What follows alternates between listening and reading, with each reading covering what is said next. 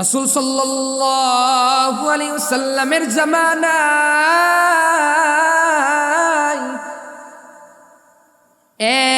এক সাহাবী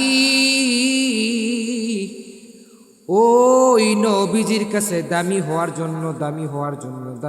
জন্য বারংবার আমার রবের কাছে দোয়া করে, ও দয়ার মালিক,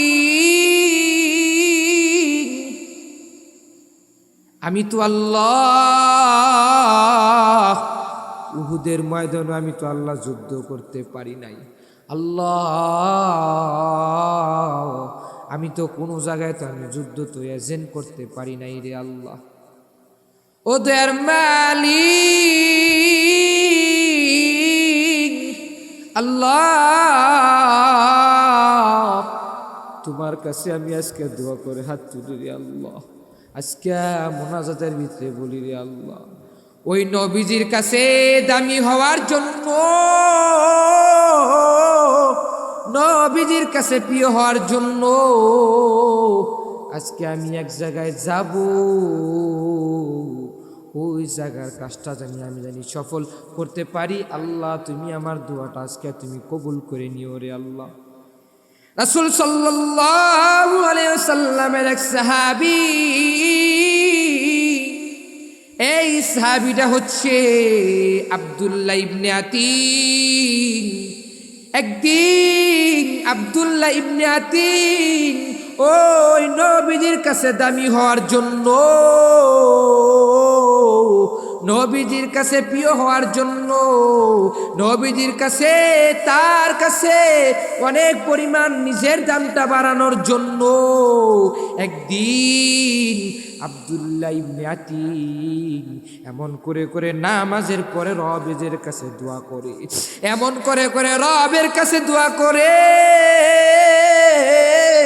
ও দয়ার মালিক আল্লাহ, আল্লাহ গো তুমি আমাকে ওই নবীজির কাছে তুমি আমাকে প্রিয় বানিয়ে দাও। আব্দুল্লাহ ইবনে আতিক যখন এই কথা তখন রবের কাছে বলে বলে যখন দোয়া করে, আব্দুল্লাহ ইবনে আতিক যায়া তার মাথার ভিতরে চিনতে আসলো নবীজির একজন ছোট্ট আছে কাব ইবনে আশরাফ, এটা তো অনেক বড় বড় লোক মানুষ, এটা তো অনেক বড় ধনী। আব্দুল্লাহ ইবনে আতিক তিনি ওই কাব ইবনে আশরাফের বাড়ির দিকে রওনা করলো। যাওয়ার পরে কাব ইবনে আশরাফের বাড়ি যখন সামনে গেল, রাবিরা বলে ফুকায়ে কেরামরা বলে আব্দুল্লাহ ইবনে আতিকের এক চোখ ছিল একটু বড়, আরেক চোখ ছিল একটু ছোট। আব্দুল্লাহ ইবনে আতিক ওই চোখ, এক চোখ বড় এক চোখ ছোট। যখন আব্দুল্লাহ ইবনে আতিক যখন ওই কাব ইবনে আশরাফের বাড়ির সামনে যখন চলে গেল, কাব ইবনে আশরাফের বাড়ির সামনে যা দারোয়ানকে বলে, ও দারোয়ান ভাই, তুমি আমাকে ওই নেতার সাথে আমি একটু কথা বলবো, ওই নেতার সাথে তুমি কি আমাকে একটু দেখা করাইবা নাকি? ওই নেতা কোথায় থাকে তুমি কি আমাকে একটু দেখাই দিবা নাকি?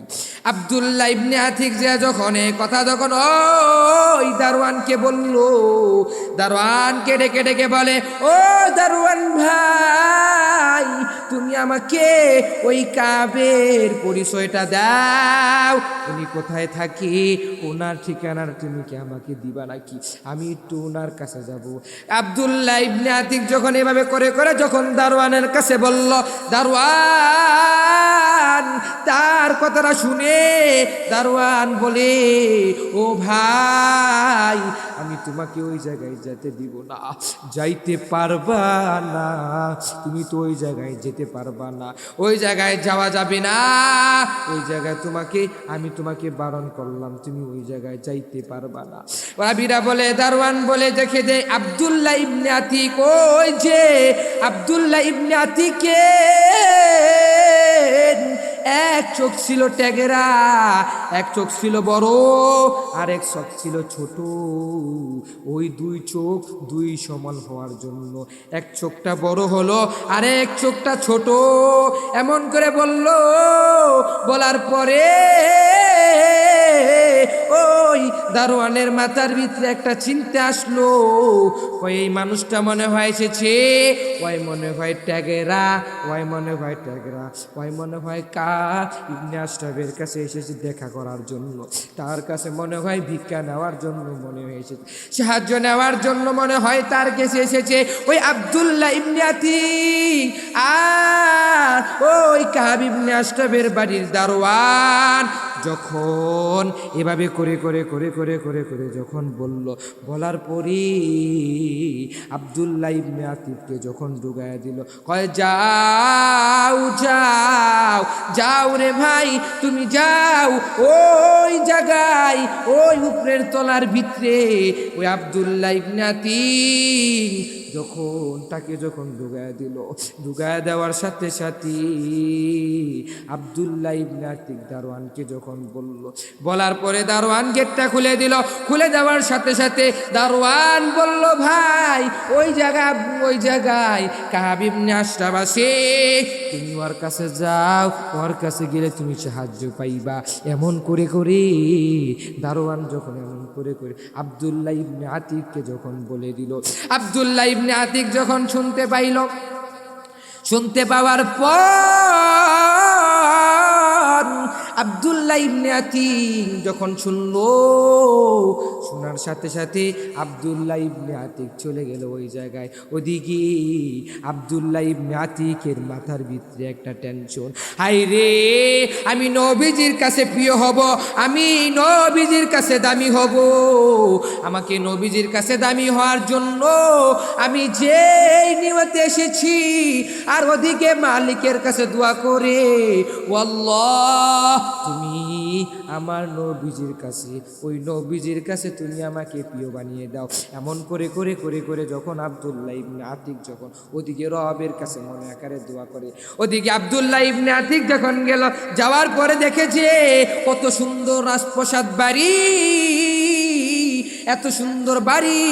এই আব্দুল্লাহ ইবনে আতিকের মাথায় চিন্তা আসলো, রে ওই বাদশা রে, ওই বাদশা তুই এমন করে এত সুন্দর বাড়ির ভিতরে ঘুমাস, আজকে তোর এলাকার মানুষগুলো, গরিব মানুষগুলো আজকে খাবার খাইতে পারে না, আজকে তোর এলাকার মানুষগুলো খাবার খাইতে পারে না, তুই একটু খবর নেস না তোর এলাকার মানুষগুলো কেমন করে চলে, তুই একটু খবর নেস না। আজকে তোর বাড়ির ভিতরে যখন আমি আসলাম, আসার পরে দেখি ওই বাড়িটা কি সুন্দর রাজপ্রাসাদের মতন তুই বাড়ি করে ফেলেছিস। আজকে দেখি রে, আজকে আপনারা মাঝে মধ্যে খেয়াল করে দেখবেন যে কত বড় বড় ধনী, কত বড় বড় বড় লোক, তারা কি করে এত সুন্দর করে টাকার বাহাদুরি কইরা কইরা কইরা কইরা সুন্দর করে বাড়ি তৈরি করে, এত সুন্দর করে বাড়ি বানাই। ও বান্দারা, আমি তোমাদেরকে এতবার এতবার এতবার আমি তোমাদেরকে বলি, তুমি যে আজকে এত সুন্দর করে বাড়িটা বানাইলা, এই বাড়ি কত সুন্দর করে বাড়ির ভিতরে বানাইলা, তোমার বউর সাথে, তোমার ওয়াইফের সাথে, তোমার মেয়ের সাথে, তোমার ছেলের সাথে, তোমার মা বাবার সাথে তুমি পরামর্শ নাও। ও বাবা, ও মা, ও স্ত্রী, ও আমার পোলা, ও আমার ছেলে, ও আমার মেয়ে, ও আমার কন্যা, এদিকে আজ হাই রে, আজকে বাড়িটা এত সুন্দর করে বানাবো, এমন করে বানাবো, আমার ঘরের ভিতরে এই ঘরে টাইলস দিব, এটা এই জিনিসটা লাগাবো, এমন করে লাগাবো, এই জিনিসটা এমন করব, এই সুকেশ এমন করব, এমন করে। দুনিয়াতে এমন মানুষ দুনিয়াতে আসে নাকি নাই? পরামর্শ নেয় না? নেন একটা পরামর্শ, এর মধ্যে একটা পরামর্শ নিয়ে নে চলে যে আজকে আমি কি করব, আমার ভিতরে একটা পরামর্শ হচ্ছে, কি পরামর্শ? বাবার কাছ থেকে পরামর্শ না, বাবা বাবা আমি তো আজকে বাড়ি বানাবো, বাড়িটা বানাবো, সুন্দর করে বানাও। ও বাবা গো, বাড়ি তো বানাবো, এখন টাইসটা এই কালার হইলে কেমন হয়, এমন করে আসে না? পরামর্শ নেয় না? যখন পোলা যখন বাড়ি তৈরি করে তখন পরামর্শ নেয়, গেটের রংটা এমন করবো, বাড়ির রংটা এমন করবো, হায়রে মানুষ, তোরা আজকে দুনিয়ার একটা বাড়ি, ওই বাড়ির জন্য তোরা কত সুন্দর করে বাড়ি বানাস, কিন্তু তোরা কিন্তু চিন্তা করেছ, তোরা কি তোদের মাথার ভিতরে একটু খেয়াল করেছ, আমার রব যে তোকে বানাইছে, ওই রব যে তোকে দুইটা হাত দিয়েছে, ওই রব যে তোকে দুইটা চোখ দিয়েছে, ওই রব যে তোকে জবান দিয়েছে, ওই রব যে তোকে পা দিয়েছে, তুই কি চিন্তা করেছ ওই রব তোকে বানাইছে? দুনিয়ার সমস্ত জিনিসগুলো আমার রব বানাইছে, ওই রবের যেই কাজের জন্য রব দুনিয়াতে বানাইছে, ওই কাজ যদি আমি না করি, আজকে দুনিয়ার সামান্য বাড়ির জন্য, দুনিয়ার সামান্য বাড়ির মায়াই পড়িয়া, দুনিয়ার সামান্য ঘরের মায়াই পড়িয়া আজকে আমি নামাজ পড়ি না, ইমানটাকে আমি মজবুত করতে পারি না। হায়রে যুব, তুই এত পরিমাণ নিমো খারাপ হয়ে যাইতেছ। ও যুব, আজকে থেকে তুই ওয়াদা করে নে, আর জীবনও বান্দা, আর জীবনও গুনার কাজ করবা না। এমন করে করি ওই যুবকরা যখন ডেকে ডেকে জিজ্ঞাসা করি, মালিকের কাছে ডেকে ডেকে বলে, ও দয়ার মালিক আল্লাহ গো, এই দুনিয়াতে আমার মা নাই, আমার বাবা নাই, এই দুনিয়াতে আমার কেউ নাই, ওই কেউ না থাকার কারণে আজকে দুনিয়াতে সামান্য বাড়ির মায়ায় পইরা আমি কত সুন্দর করে বাড়ি তৈরি করি। বাবারা, আমি তোদেরকে পায়ে হাত ধরে ধরে আমি তোদেরকে বলিয়া যাই, আমি তো একটা সফরি মানুষ, আমি তো অনেক দূর থেকে এসেছি, এসে তোদেরকে দিনের দাওয়াতের কাজের জন্য এসেছি। ওদিকে আব্দুল্লাহ ইবনে আতিক মনে আছে? আব্দুল্লাহ ইবনে আতিক কি করছে? আব্দুল্লাহ ইবনে আতিক যখন কাব ইবনে আশরাফের বাড়ির দিকে গেল, যাওয়ার পরে ওই কাব ইবনে আশরাফের বাড়ির দরজার সামনে যখন চলে যাওয়ার পর আব্দুল্লাহ ইবনে আতিকের মাথার ভিতরে একটা টেনশন, কয় রে ওই যে দেখ কাহাব, ওই কাহাব তুই এত সুন্দর করে ঘুমা, তুই এত সুন্দর করে রাত্রেবেলা থেকে তুই আজকে ঘুমাইতেছ। এদিকে কাহাব যখন দেখলো যে আব্দুল্লাহ ইবনে আতিক যখন কাহাবকে যখন দেখে কাহাব ঘুমাইতেছে, আব্দুল্লাহ ইবনে আতিক যখন দেখলো যে কাহাব ঘুমাই, এত নাক ডেকে কাহাব ঘুমাইতেছে, আব্দুল্লাহ ইবনে আতিক যখন যায় সুন্দর করে যখন গেল, ওদিকে তার মাথার ভিতরে একটা টেনশন, আমি তো নবীকে, ওই নবীর কাছে প্রিয় হওয়ার জন্য আমি তো রবের কাছে দোয়া করেছি, রব তুমি আমাকে নবীজির কাছে প্রিয় বানিয়ে দাও, তুমি আমাকে আমার নবীজির কাছে তুমি আমাকে দামি বানিয়ে দাও, এমন করে করে আমি তো রবের কাছে দোয়া করেছি, আর ওদিকে আমি কাব ইবনে আশরাফকে মারার জন্য চলে এসেছি। আল্লাহ গো, তুমি আজকে আমার মনের আশাটা পূর্ণ করে নিও। এমন করে করে যখন আব্দুল্লাহ ইবনে আতিক যখন যায় যখন বলল, তার মাথার ভিতরে একটা যখন চিন্তা আসলো, হাই রে এত সুন্দর বাড়ি, এই কাব ইবনে আশরাফ এত সুন্দর করে নাক দেখে ঘুমাচ্ছে, দেখলো যে আশেপাশে ছায়া দেখে কেউ কি আমাকে দেখে নাকি, এমন করে তার ভিতরে একটা চিন্তা আছে। তখন আব্দুল্লাহ ইবনে আতিক যখন আবার রবের কাছে দোয়া করে, ও দয়ার মালিক, আমি তো ওই নবীজির কাছে প্রিয় হব, আমি তো ওই নবীজির কাছে আমি দামি হব, দামি হওয়ার পরেও আমি তারপরে আজকে আমি কাবকে মেরে তারপরে আমি ওই নবীজির দরবারের ভিতরে যাব। এদিকে আব্দুল্লাহ ইবনে আতিকের মনের ভিতরে একটা চিন্তা আসলো, চিন্তা আসার সাথে সাথে আব্দুল্লাহ ইবনে আতিক যখন চিন্তা করে, তার মাথার ভিতরে একটা চিন্তা, ওদিকে আল্লাহর কাছে দোয়া করে, আল্লাহ তাআলা আব্দুল্লাহ ইবনে আতিকের দোয়া কবুল করে নিয়েছে। দোয়া কি কবুল করে নিয়েছে। আল্লাহ দেখেন কিভাবে আল্লাহ দামি। আল্লাহ কয়, বান্দা আমি দুনিয়ার সব দেখি, আমি দুনিয়ার সব মানুষের কথা শুনি, আমি মানুষের সব জিনিসগুলো আমি বুঝি, কার মেজাজ কেমন, কার জিনিস কেমন, আমি সব কিছু আমি জানি না কি জানি না, আমার রব জানে না কি জানে না। এমন করে করে যখন আব্দুল্লাহ ইবনে আতিক যখন ওই রবের কাছে দোয়া করে, দোয়া করার সাথে সাথে আব্দুল্লাহ ইবনে আতিক তখন ওই রবের কাছে হাত তুলে তুলে দোয়া করে, তখন আব্দুল্লাহ ইবনে আতিক তার দুই সাইডে এবং পায়ের ভিত্তি সব জায়গায় কিছু খঞ্জন নিয়েছে, অস্ত্র নিয়েছে, ওগুলো নিয়ে ওই কাব ইবনে আশরাফকে মারবে। এমন করে করে কাব ইবনে আশরাফকে যখন মারল, মারার সাথে সাথে কাব ইবনে আশরাফ যা যখন তার মনের ভিতরে একটা চিন্তা, তার মনের ভিতরে একটা চিন্তা চলে আসলো, হাই রে আমি কি করলাম, হাই রে আমার ভিতরে কি চলে আসলো। কাব ইবনে আশরাফ যা দেখি যে আব্দুল্লাহ ইবনে আতিক যা দেখে যে কাব ইবনে আশরাফ নাক দেখে ঘুমাচ্ছে, মনের ভিতরে চিন্তা, এখন মারলেই মনে হয় মরে দেবো, মারলে কি মারলেই মনে হয় কি মরে দেবো। যারা যুদ্ধ করে, যারা যুদ্ধ ক্যামেরা মাঝে মাঝে দেখবে, যারা যুদ্ধ করে, যুদ্ধ ভিতরে এজেন্ট করে, তারা চিন্তা করে যে কি করে, চিন্তা ওই আমি এমন করে এই সই মারলে ওই জিনিসটার ভিতরে লাগবে, এখান থেকে এই তীরটা মারলে ওই জিনিসটার ভিতরে লাগবে, এমন একটা হয়ে আছে না, মানুষের একটা টার্গেট আছে, টার্গেট নিয়ে নেয় যখন, তাহলে আব্দুল্লাহ ইবনে আতিক তখন যায়া, তখন তিনি ওই কাব ইবনে আশরাফের বাড়ির দিকে যায়া তখন তিনি চিন্তা করলেন, তো কিরে আমি কাব ইবনে আশরাফকে মারবো, একটা মনের ভিতরে টার্গেট আমার না, টার্গেট মনের ভিতরে টার্গেট আমার মারবো। ওদিকে রবের কাছেও দোয়া করে, আল্লাহ তুমি আমার দোয়াটা ওই নবীজির কাছে আমাকে দাবি বানিয়ে এমন দোয়া করে, কিন্তু দোয়া করে রবের কাছে। আব্দুল্লাহ ইবনে আতিক যখন যে দেখলো কাব ইবনে আশরাফ যে ঘুমাইতেছে, ঘুমাই এত মধুর কণ্ঠে কণ্ঠে কণ্ঠে ওই ব্যাগের মতন নাক ডেকে ডেকে ঘুমাচ্ছে।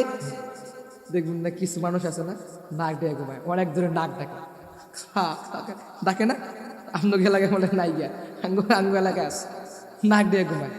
ছাত্রকে ভিতরে আমি যখন মাদ্রাসায় পড়াশোনা করি, যখন ছাত্র তো মানে আমার পাশে আমার এক সাথী পাইছিল, এত জোরে নাক ডাকতো, ডাকতে ডাকতে মাঝে মধ্যে আমার ওস্তাদের কাছে বলতাম, হুজুর এই ছেলেটা তো নাক ডাকতো, পরে আমার সাইডটা অন্য জায়গায় দিয়ে, আমার ঘুম হয় না, বলতাম হুজুরের কাছে।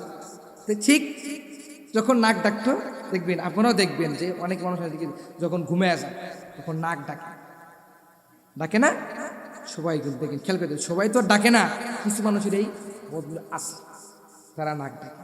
তা আব্দুল্লাহ ইবনে আতিক যে যখন দেখলো যে কাব ইবনে আশরাফ নাক ডেকে ঘুমাইতেছে, আব্দুল্লাহ ইবনে আতিক ওই নাক ডেকে ঘুমাইতেছে, কয় এইবার তার মাথার ভিতরে চিন্তা আসলো, আব্দুল্লাহ ইবনে আতিকের মাথার ভিতরে একটা টার্গেট আসলো, কয় এবার দেখি ওই নেতা তো ঘুমাইতেছে, ওই কাব ইবনে আশরাফ তো ঘুমাইতেছে, এখনই ওরে মারা সুযোগ, এখনই কি ওরে মারা সুযোগ। ওদিকে কিন্তু নবীজির কাছে দামি হওয়ার জন্য তার মনের ভিতরে এখন মন্ত্রটা সদ্গত করতেছে খুশিতে। আব্দুল্লাহ ইবনে আতিক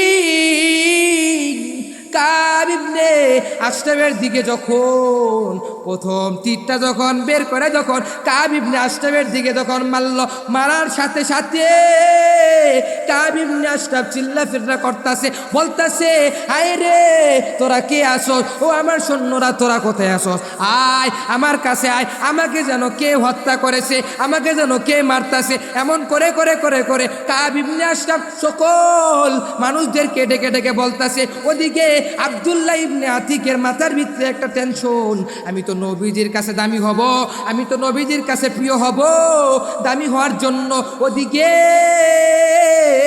যখন প্রথম তীরটা মারল, মারার পরে কাব ইবনে আশরাফ চিল্লা করতেছে, তখন আব্দুল্লাহ ইবনে আতিক যখন যায় আবার যায় আরেকটা তীর মারল, তীর মারার সাথে সাথে আবার দেখে আব্দুল্লাহ ইবনে আতিক যখন যায় দুইটা তীর মারলো, তীর মারার সাথে সাথে আব্দুল্লাহ ইবনে আতিক আবার ওর থেকে চলে আসলো। এখন আব্দুল্লাহ ইবনে আতিকের মাথায় টেনশন, কয় আমি যদি এই জায়গায় ধরা পড়া যায় তাহলে তো আমার কোনো জামিন নাই। দেখবেন মাঝে মধ্যে দেখবেন চোরে যখন চুরি করে, যখন চোরে চুরি করার সাথে সাথে যখন চুরি করার নির্দেশ আসে, কোনো বাড়িতে যায় যখন চুরি করলে তার মাথার ভিতরে একটা টেনশন, কয় যদি আমি ধরা পড়া যাই তাহলে তো আমার দাম্বু আছে, কি আছে দাম্বু আছে। যদি আমি যে বাড়িতে যাবো চুরি করতে যাবো, যদি এই বাড়ির মানুষ যদি দেখে যে আমি বাড়িতে গেছি চুরি করছি, যদি ধরা পড়া যায় তাহলে কি যাবিন নাই। ইঁদুর আছে না, ইঁদুর কি করে, ইঁদুরের যে খাসার ভিতরে খাবার দিয়ে থুয়ে দেয়, যখন ইঁদুর যখন পেটের খিদার ঠেলায় যখন যায় খাইতে যায়, চুপ করে বন্ধ হয়, আছে না, চোরও মাথার ভিতরে চিন্তা করে আমি তো ওই বাড়িতে গেলাম যে চুরি করতে গেলাম, যদি ধরা পইরা যাই তাহলে কি অবস্থা হবে? আব্দুল্লাহ ইবনে আতিক তখন কাব ইবনে আশরাফের দিকে মারলো, তীর মারলো, প্রথম তীর মারলো, কাব ইবনে আশরাফ চিল্লি করতেছে, আবার দ্বিতীয় তীর মারলো, কাব ইবনে আশরাফ বলতেছে চিল্লি করে, এমন করে করে 3টা তীর মারলো। 3টা তীর মারার পর আব্দুল্লাহ ইবনে আতিক কয় এখন তো আমাকে পলাইতে হবে। কি করতে হবে? এখন তো পলাইতে হবে। কিন্তু আব্দুল্লাহ ইবনে আতিক তিনি পলাইনি। আব্দুল্লাহ ইবনে আতিক যায় যখন কাব ইবনে আশরাফের বাড়ি থেকে যখন নামলো, নামার সাথে সাথে কাব ইবনে আশরাফের বাড়ির পিছনের দিকে চলে গেল। বাড়ির দেওয়াল একটা বেড়া থাকে না আপনার এলাকার ভিতরে, বেড়া দেখি একটা বাউন্ডারি থাকে না, চারোদিকে ঘিরা করে ঘিরাইয়া ওর একটা গেট থাকে, তোমার আছে না নেতাকে বাড়িতে, ওই যে নেতার বাড়ি গেটের ভিতরে দারোয়ানদের জিজ্ঞাসা করছে, মনে আসেনি? জিজ্ঞাসা করছে, করার পরে দারোয়ান যখন জিজ্ঞাসা করছে ঢুকতে দেন, আব্দুল্লাহ ইবনে আতিককে ঢুকতে দেন না, দেওয়ার পরে দারোয়ান তো পড়ছে ট্যাগরা মানুষ আর কি, কেউ মনে হয় সাহায্য লেগে গেছে। ঠিক তেদুরভাবে আব্দুল্লাহ ইবনে আতিক যখন কাব ইবনে আশরাফকে 3টা খঞ্জর মারলো, মারার সাথে সাথে আব্দুল্লাহ ইবনে আতিকের মনের ভিতরে টেনশন, হাই রে এখন 3টা তীর মারলাম, এই 3টা তীর মারে যদি আমাকে কেউ দেখে, যদি আমাকে কেউ জিজ্ঞাসা করে তখন আমার কি অবস্থা হবে? আর আমি যদি ধরা পইরা যাই তাহলে তো আমার জামিন হবে না, আমারে ওরা একসাথে মিলে মারবে, ওদিকে আমি তো নবীজির কাছে প্রিয় হব। তার মনের ভিতরে একটা টেনশন, তার মনের ভিতরে একটা আশা, ওদিকে রবের কাছে দোয়া করে, ও মালিক তুমি আমাকে ওই তোমার বন্ধুর কাছে তুমি প্রিয় বানিয়ে নিও, এবং তোমার বন্ধুর কাছে তুমি প্রিয় বানিয়ে নিও। এমন করে আব্দুল্লাহ ইবনে আতিক যখন কাব ইবনে আশরাফকে মারলো, মারার সাথে সাথে ওই বাড়ির দেওয়ালের উপরে গেল, যাওয়ার পরে ওই বাড়ির যে দেওয়াল আছে দেওয়ালের উপরে ফাল দিয়ে উঠবো, আছে না ফাল দিয়ে লাভ মারা ওঠে না, আমাকে লাভ মারা উঠছে দেওয়াল উপরে যায়, ধূপ করে আমাকে লাভ মারা উঠছে। লাভ মাইরা উঠার পরে আব্দুল্লাহ ইবনে আতিক যখন লাভ মাইরা উঠলো, উঠার সাথে সাথে কিন্তু আব্দুল্লাহ ইবনে আতিকের মাথায় টেনশন, আমি যে কাব ইবনে আশরাফকে মারলাম, এটা মারছি, ওই মরছে নাকি মরে নাই, এই কথাটা শুন তারপরে যাব, এই কথা শুন আমি তারপরে যাব, আমি যে মারছি মরছে নাকি আবার জিন্দা হয়ে গেল গা, যদি জিন্দা হয়ে যায় তাড়াতাড়ি হইল না। কিন্তু টার্গেট ছিল কি, আমি নবীজির কাছে দামি হব, প্রিয় হব, আমি নবীজির কাছে দামটা আমার সম্মানটা বাড়িয়ে দিব। এমন করে আব্দুল্লাহ ইবনে আতিক যখন যায় দোয়া করে, রবের কাছে দোয়া করার সাথে সাথে রব তার মনের আশা মাকসাদটা পূর্ণ করে দেয়। রব বলে, বান্দা তুই আমার কাছে চাও আমি দিব, কিন্তু চাওয়ার মতন চাইতে হবে, চাওয়ার জিনিস কোনটা? এখন যে আল্লাহ গো তুমি তো আল্লাহ। এখন যদি কেউ যে চিন্তা করে, এই আমি যে একটা গাছ লাগাই, সামান্য উদাহরণ দিই, এক পিসের কাছে গেছে, যাওয়ার পরে মুড়িদের কাছে গেছে, যে মুড়িদের কাছে জিজ্ঞাসা করে, কয় পিসা হুজুর কি হয়েছে?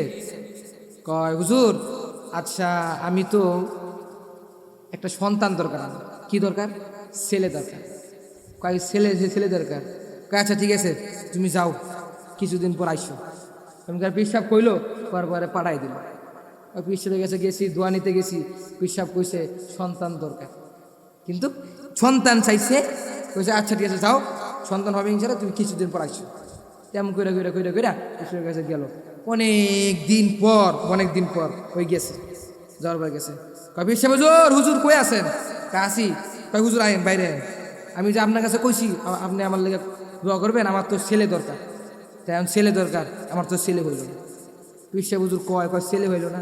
আচ্ছা ঠিক আছে ছেলে হইল না, তুমি কি বিয়া করছো? কয় না আমি তো বিয়া করি না। দেখেন কত বড় মূর্খ, বিয়া না করে সন্তানের আশা করে, কত বড় ব্যাকপাল মানুষ। বিয়া না কইরা যেমন সন্তানের আশা করা যেমন বোকামি, ওই রবের কাজ, রবের গোলামি না কইরা অন্ধকার কবরে যাওয়াটা যেমন একটা জরুরি, রবের গোলামি করে অন্ধকার কবরে যাইতে হবে। বিয়া না কইরা একটা ব্যাক করলে, বিয়া না কইরা যেমন রবের কাছে দোয়া করে, আল্লাহ গো তুমি যে আমাকে একটা সন্তান দাও। পৃথিবীর কাছে গেছে বিয়া না কইরা যেমন রবের কাছে পৃথিবীর কাছে যেমন সন্তান চাওয়াটা যেমন ভুকামি, আব্দুল্লাহ ইবনে আতিক তখন তিনি যায় তার মনের ভিতরে একটা আশা, আমি যে কাব ইবনে আশরাফকে যে মারলাম, মারার সাথে সাথে উনি কি মরল না জিন্দা আছে এটা শুনে আমি তারপরে যাব। আমি তো জিয়াজুল নবীজি গেছে বলি, এই নবীজি আমি তো আসলাম, আমি তো কাব ইবনে আপনার একটা কাফের গায়ে মারছি, মারার সাথে সাথে মেরে চলে এসেছি, ওখানে মনে হয় মরে গেছে গা, আমি তো আপনার কাছে দামিয়ে গেছি। যদি বলে নবীজি কি কইব কি প্রমাণ কি? প্রমাণ কোনটা আছে? প্রমাণ কি? প্রমাণ আছে না? একটা মানুষ যদি কোনো গাছ লাগায় কি লাগায়? গাছ লাগায়। এখন মনে করেন কাঁড়ালের গাছ লাগাইলাম, কাঁড়ালের গাছ লাগাইয়া আমি যদি কই কাঁড়াল গাছে 1 বছর পরে লেচু ধরবো কাঁড়াল গাছে? এই কাঁড়াল গাছে কোনদিন লিচু ধরে না। কাঁড়াল গাছে কাঁড়ালি ধরবো, আম গাছে আমি ধরবো, জাম গাছে জামি ধরবো, লেচু গাছে লেচুই ধরবো। কিন্তু তেদরূপভাবে রবের কাছে তুমি যেটাই চাইবা ও আমার রব, তুমি আমাকে ওই নবীজির কাছে কাব ইবনে আশরাফকে মারার জন্য ওই আব্দুল্লাহ ইবনে আতিক রবের কাছে যেভাবে দোয়া করে, আল্লাহ তুমি আমাকে নবীজির কাছে প্রিয় বানিয়ে দাও, এমন করে দোয়া করে তুমিও যদি রবের কাছে দোয়া করো, ও আমার রব তুমি আমার গাছ যে গাল্লাম, ও আমার রব আমি একটা ছেলে দুনিয়াতে আল্লাহ তুমি আমাকে দিলা, এই ছেলেটাকে আমি যেন হাফেজে কোরআন আলেম দ্বীনের বড় খেদমত করার মতো আল্লাহ তৌফিক দেন। দোয়া করো, তাইলে কি আল্লাহ দোয়া কবুল করবো? মাসলুম দোয়া আল্লাহ কবুল করবো। আব্দুল্লাহ ইবনে আতিক যখন শোনার পরে আব্দুল্লাহ ইবনে আতিকের মাথার ভিতরে একটা টেনশন, কয় রে আমি যে কাব ইবনে আশরাফকে যে মারছি, এই কথাটা আমি মরছে নাকি মরে নাই এটা আমি শুনে তারপরে নবীজির দরবারে যাব। ওদিকে কাব ইবনে আশরাফের যেই সৈন্যপণ্যরা আছে তারা ওদিকে বলতেছে হাউ মাউ করে, আমাদের নেতাকে কে যেন মেরেছে, ওকে ধর আমাদের নেতাকে মেরেছে। এমন করে কাব ইবনে আশরাফের সৈন্যপণ্যরা বলে, আব্দুল্লাহ ইবনে আতিক যখন যে এক উঁচু দেওয়ালের উপরে বসার সাথে সাথে আব্দুল্লাহ ইবনে আতিক বলতাছে, আমি যে ওই কাব ইবনে আশরাফ মরছে নাকি মরে নাই এই কথা শুনিয়া তারপরে নবীজির দরবারে যাব। কিছুক্ষণ সময়ের ভিতরে আব্দুল্লাহ ইবনে আতিক তার কানের ভিতরে আওয়াজ আসলো যে কাব ইবনে আশরাফ ইন্তেকাল করিয়েছেন। ইন্না লিল্লাহি ওয়া ইন্না ইলাইহি রাজিউন।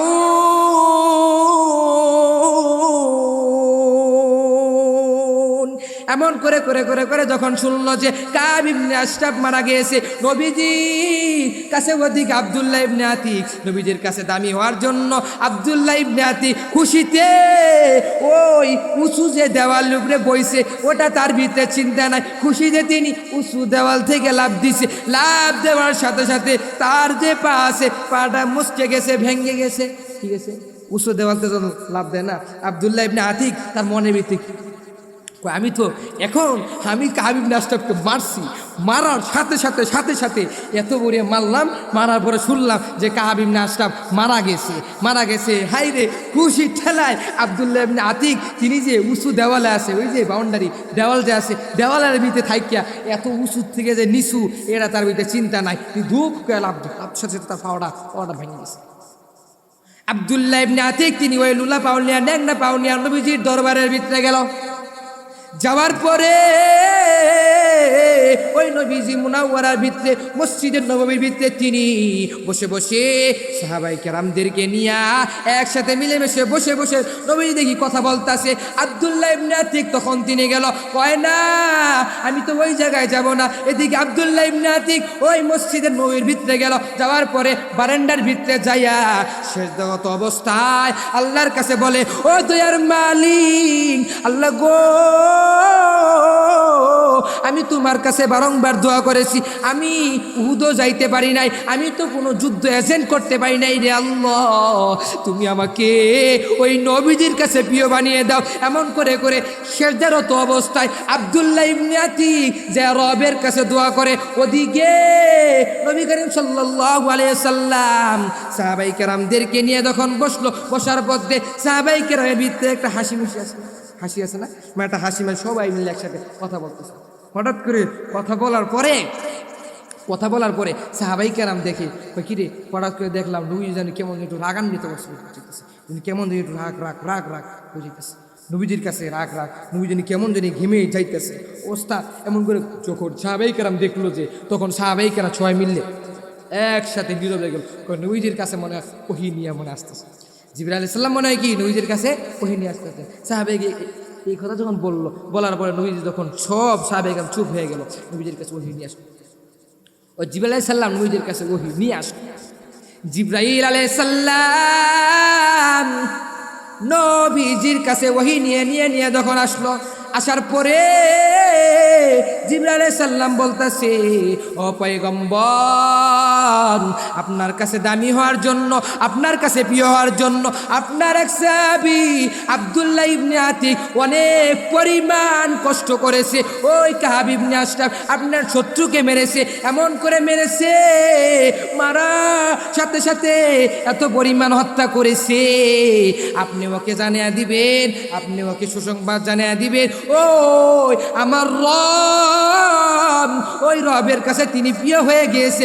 ওই রব আসমান থেকে ওই আব্দুল্লাহ ইবনে আতিকের জন্য সালাম পাঠিয়ে দিয়েছে।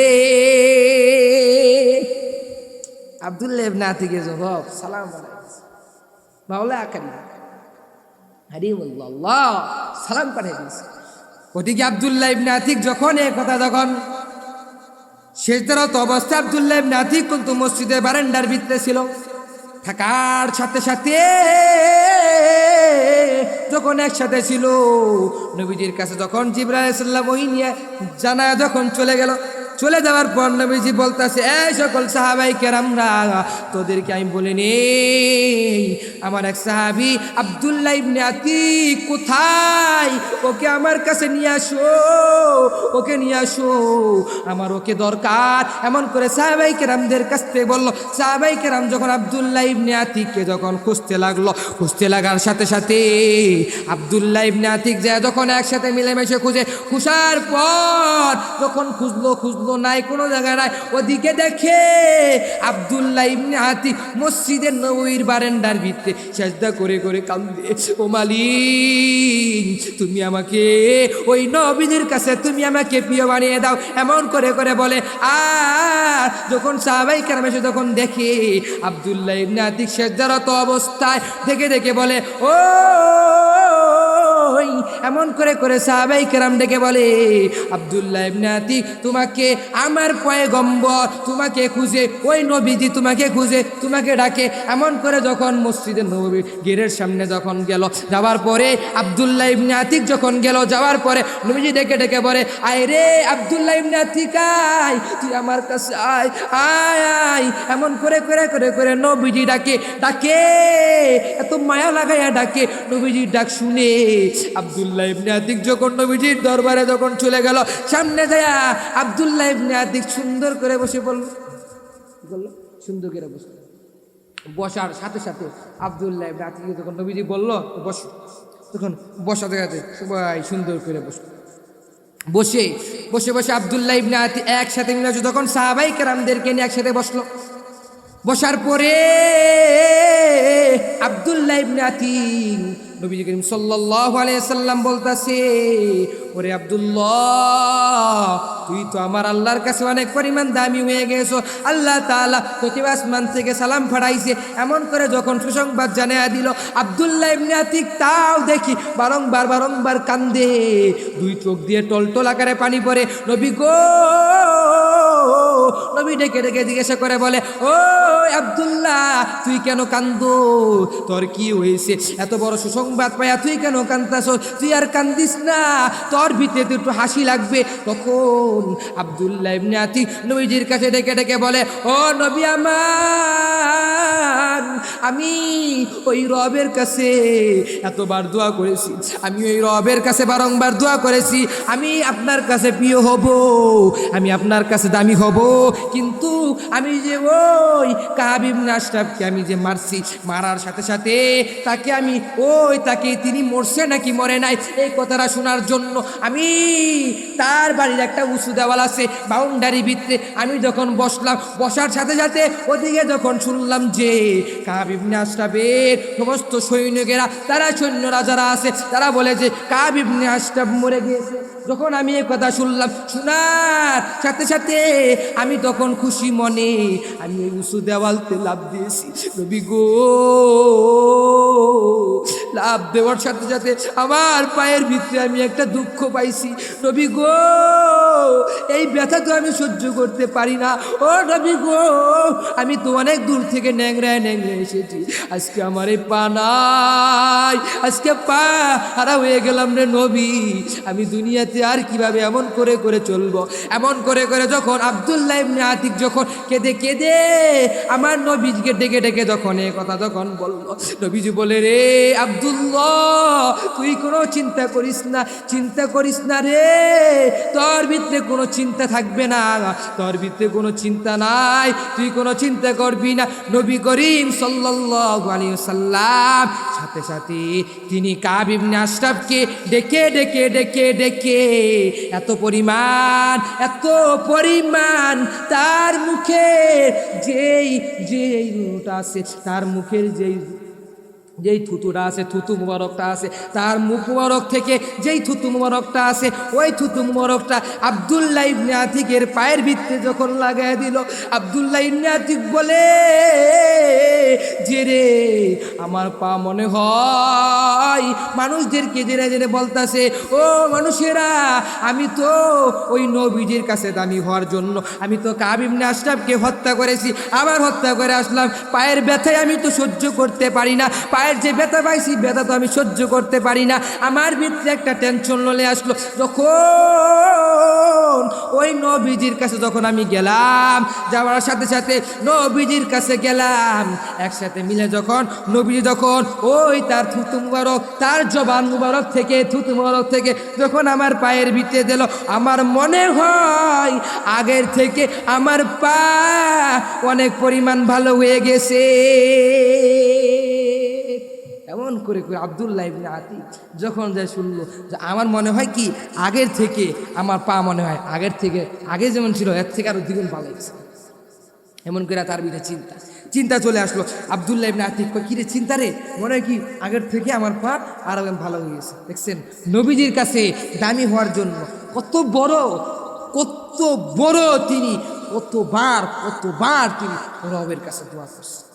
আমি নবীজির উম্মত হয়ে নবীজির সুন্নতগুলো ধরতে পারি না, নবীজির কাজগুলো করতে পারি না। কেন পারি না? আমি তো মুখ, আমার ভিতরে চিন্তা থাকে, আমি কেন কাজ করে পারি না, আমি কেন কাজ করতে পারি না। আমার রব যে আমাকে দুনিয়াতে পাঠাইছে, কি কাজের জন্য পাঠাইছে, কি গোলামি করার জন্য পাঠাইছে, আমি কি করতেছি, কি নিয়ে আমি কবরে যাব, এটা নিয়ে কেউ গবেষণা করছি, চিন্তা ঠিক করছি, করি না। যেই মা আমাকে 10 মাস 10 দিন গর্ভে রেখেছে, ওই মার কাছে দামি হওয়ার জন্য, প্রিয় হওয়ার জন্য মাকে সুন্দর করে ভরণ পোষণ করি। কিন্তু যে আল্লাহ আমারে বানাইছে, যে আল্লাহ আমাকে দুনিয়াতে পাঠাইছে, এত সুন্দর করে যে আল্লাহ বানাইছে, কিন্তু আমি ওই আল্লাহর কথা আমি সারাদিনের মধ্যে মনে হয় একবারও মনে বলি না, ভিতরে জাগে না। কেমন জাগে না? মানুষ ভিলেন্টের ভিতরে আছে, মানুষে গুনাহ করে। সাহাবাই কেরাম তারা কিভাবে তারা ইমানটাকে এত পরিমাণ মজবুত করে চলছে, নবীজির কাছে দামি হওয়ার জন্য তারা কেমনে চলছে বলি, দামি হওয়ার জন্য। কিন্তু আমি আর আপনি ওই নবীজির উম্মত হইয়া নবীজির সুন্নত মানি না, আল্লাহ যেই কাজের জন্য পাঠাইছে আমাকে ওই কাজ করি না। আমার মতো নিমুখারান মানুষ মনে দুনিয়াতে কমে আছে। কেন থাকে? কেন তুমি ইমানটাকে বিক্রি করে ফেলছো? কেন তোমার ভিতরে কেন ইমানটা থাকে না? তুমি নবীর উম্মত, তুমি নবীর উম্মত, তোমাকে আল্লাহ বানাইছে সেই কাজের জন্য বানাইছে, যে জিনিসের জন্য বানাইছে ওই জিনিস করে করে তারপরে যাইবা, আমল করে, ঠিকই কাজ করে আমলকে মজবুত করে তারপরে যাই পারবো নি ইনশাআল্লাহ। সবাইকে আমলকে মজবুত করতে পারবো নি? নাকি আমল মজবুত করতাম না? করবো? আমল মজবুত করবো নি? নাকি হুজুর বয়ান করে গেলেন বুঝছি, আপনি কইবেন শেষে সর্বশেষ কি কইবেন? তোমরা সবাই নামাজ পড়ো, রোজা রাখো, হজ করো, উমরা করো। এই কথাই কি বল, নামাজের কথা কি বল? হুজুর গেলাম গেলাম গেলাম গেলাম। আজকে আব্দুল হাকিম সাহেব সাহেব কঠিন বয়ান করলো, বয়ান কইরা গেল গা। এত সুন্দর করে বয়ান, কণ্ঠ দিয়ে বয়ান শুনলেন, গজলও শুনলেন, সবই শুনলেন, সবই ভাল লাগে। হুজুরে যখন কইলো নামাজের কথা কইলো, এমন হুজুরে নামাজের কথা কইছে, হুজুর আচ্ছা ঠিক আছে হুজুর পড়মুনি হুজুর, এমন করে গেল। পড়ার সাথে সাথে যখন নামাজের কথা কইলো আর কয় না, আচ্ছা ঠিক আছে বাসায় যেয়া মাকে বুঝা, মা হুজুরে তো কইছে, বয়ানে কইছে, নামাজের কথা কইছে, আচ্ছা ঠিক আছে ফজরের সময় ডাক দিও। মা কয় বাবা, ফজরের সময় ডাক দেয়, বাবা উড়োস না কে, উড়োস না কে, উড়োস না কে? কয় মা আজকে থেকে না কালকে থেকে, আজকে থেকে না কালকে থেকে। তো তুমি কি আর বাঁচলে দিতাম? এমন মা যখন আবার জোহরে কয়, তো বাবা যাস না কে? মা কালকে থেকে কইছি না, কালকে থেকে ঘুমের ঠেলা কইছি তো। আচ্ছা ওইটা তো কইছি, ওই কথা ফেলানি কথা, তো কালকে থেকে যাবো, কালকে থেকে ইনশাআল্লাহ আসবো মা, কালকে থেকে এমন ভালো হবো আর জীবনে মা নামাজ ছাড়তাম না, এমন ভালো হবো আর জীবনে মা টুপি খুলতাম না, পাঞ্জাবিও খুলতাম না, কোনো কিছুই না। কালকে থেকে আর জীবনও জীবনও জীবনও নামাজের ভিত্তি, নামাজ আর জীবনও ছাড়তাম না, এমন করে মা রেখে। মা যখন একদিন যায়, যাওয়ার পরে আবার যখন তাই ইয়েশারের নামাজ পইরা, ইয়েশারে খাওয়া দাওয়া কইরা যখন আসে, আবার পরে খাওয়া দাওয়া কইরা মা কয়, বাবা তুই কিন্তু কইছস যে ফজর থেকে নামাজ তোর চালু, তা প্রস্তুতি নিছস নি? হ মা নিছি একবারে প্রস্তুতি নিয়ে লাইছি। এমন করে নিয়ে বলে প্রস্তুতি নিয়ে, যখন প্রস্তুতি নিয়ে লাইছে তখন ডাক দেয় মা যখন ফজরের সময় ডাক দেয় বলে, বাবা উড়োস না কে? মা এখন তো আমার বয়স, জোয়ান বয়স, বুইড়া হইলেই নামাজটা পড়বে, কি দরকার শীতকালের ভিতরে এত উজু কইরা ঠান্ডা পান দুইতে মন চায় না, কম্বলে তলে কি আর কম্বল তলতে কি আর বাইরেতে মন চায়? এমন করে যুবকরা বলে না মার কাছে বলে না, যুবক তুমি যেমন করে বলো, যুবক তুমি কি একটু চিন্তা করছো? তুমি কি চিন্তা করছো তোমার রব তোমাকে বানাইছে, তোমার আল্লাহ তোমারে বানাইছে, এত সুন্দর করে বানাইছে, এত সুন্দর করে চেহারা দিছে, চেহারার ভিতরে তুমি কত সুন্দর করে সাজুগুজু করো, কত সুন্দর করে সেজে তুমি চল, কিন্তু ওই রব যে তোমাকে বানাইছে, দুনিয়াতে কোনো নেতার যদি গোলামি করি, কোনো যদি এমপির যদি গোলামি করি, কোনো প্রধানমন্ত্রী, কোনো কেউর যদি কোনো নেতা চেয়ারম্যান যারা আছে বলুক যে মানুষের যদি কোনো মহাজনের যদি গোলামি করি, ওই মহাজনের যদি বিরোধিতা করি, তাহলে কি মহাজন আমাকে রাখবে? আল্লাহ কয় বান্দা আমি তোকে এতবার তোকে আমি ডাকি, আয়, তোকে মুয়াজ্জিন সাহেব ডাকে, মুয়াজ্জিন সাহেব এত সুন্দর করে আজান দিয়ে তোকে ডাকে মায়া লাগা ডাকে, এতবার ডাকে, তাও তুই আস না। কিন্তু কাল হাসরের ময়দানে যখন তোকে জিজ্ঞাসা করা হবে, তখন তুই কোথায় যাবি? তখন তোর আমলনামা যখন চেক করা হবে, তখন কোথায় যাবি? তখন আর পাওয়ার সুযোগ নাই। আমার জালে বলবি জন্য ভাই, আল্লাহ তাআলার কাজগুলো করে সবাইকে যাওয়ার তৌফিক দান করে, সকলে বলে আমিন। এবং আল্লাহ তাআলা সঠিক কাজগুলো করে সবাইকে যাওয়ার তৌফিক দান করে, সকলে বলে আমিন। এটাই না, কাআব ইবনে আশরাফ যখন গেল, যাওয়ার পরে একসাথে মিলেমিশে কাআব ইবনে আশরাফ যখন গেল, কাআব ইবনে আশরাফ যখন কাফের নিজের দুশ্মন তাকে যে হত্যা করেছে, মনে আসেনি নাকি? ভুলে গেছেন? ঘুমাইতেছে যখন কাআব ইবনে আশরাফ যখন বললো, কাআব ইবনে আশরাফ মরে গেল। আব্দুল্লাহ ইবনে আতিক যখন গেল, যাওয়ার পরে নবীজির কাছে দাঁড়িয়ে, নবীজি তার কাছে কেঁদে বললাম, নবীজি পয়গম্বর গো, নবী গো, আমি তো পায়ের ভিতরে ব্যথা পাইছি, আমাকে একটা কিছু দেন, দিয়ে ঠিক করে দেন। নবীজির কথা তার মুখ থেকে মুখ মরদ থুতু নিয়া কুলুমরক নিয়া যখন এই জায়গায় দিল, সঙ্গে সঙ্গে আব্দুল্লাহ ইবনে আতিক লগে তিনি বলতেছে যে আমার পা মনে হয় আগের থেকে আরো দ্বিগুণ ভালো হচ্ছে। কি পরিমাণ সুন্নত মানছে, কি পরিমাণ নবীজি সুন্নত মেনে চলছে, তুমি আর আমি সুন্নত মানি না। নবীজি বলে এতবার নবীজি সুন্নতের কথা বলি, এতবার মায়া লাগায়া সুন্নতের কথাগুলো বলি, এতবার কণ্ঠ দিয়া হাদিস দিয়া সুন্নত দিয়া এতবার তোমাদেরকে এত মধুর কণ্ঠে শুনে তোমাদেরকে বলি, বাবারা তুমি নবীজির সুন্নত ধরো, ওই নবীজির সুন্নতটা ধরে তারপরে যাও। আল্লাহ তাআলা তোমাকে যে বানাইছে, ওই আল্লাহ তাআলার কাজগুলো গোলামি করে তারপরে যাও। আল্লাহ তাআলা তোমাকে যেই কাজের জন্য পাঠাইছে, ওই কাজগুলো করে তারপরে অন্ধকার কবরে যাও। বান্দারে তুই মনে করতেছো যে আমার বয়স এখন 5 বছর বয়স, আমার বয়স এখন 10 বছর বয়স, আমার বয়স এখন 15 বছর বয়স, আমার বয়স এখন 20 বছর বয়স, আমার বয়স এখন 50 বছর বয়স, আমার বয়স এখন 100 বছর বয়স, আমি মনে হয় দুনিয়াতে আরো অনেক দিন বাঁচবো। এমন করে করে তুই যে বান্দা একটু চিন্তা করস, ওই তুই কি একটু চিন্তা করছস নাকি ওই যে মাইকেল জ্যাকসন আসেনি, মাইকেল জ্যাকসন তিনি তো সবাইকে একসাথে মিলে মিলে বলছে, এই ডাক্তারদেরকে মিলে মিলে মাইকেল জ্যাকসনের গানের ভিউ অনেক পরিমাণ ভিউ, তিনি বলছেন আমি 150 বছর বাঁচবো।